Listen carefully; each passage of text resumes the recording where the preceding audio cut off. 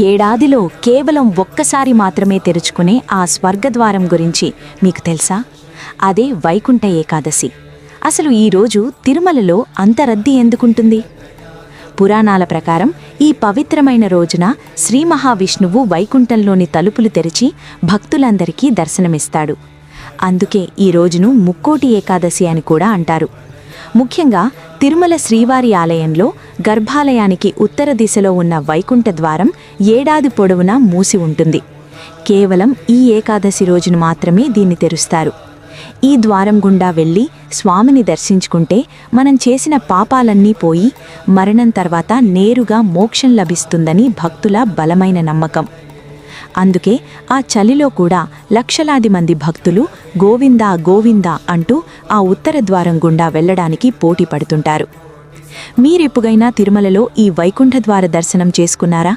మీ అనుభవాన్ని కమెంట్ చేయండి. మరిన్ని భక్తి విశేషాల కోసం పార్వతీపుత్ర ఛానల్ని సబ్స్క్రైబ్ చేసుకోండి.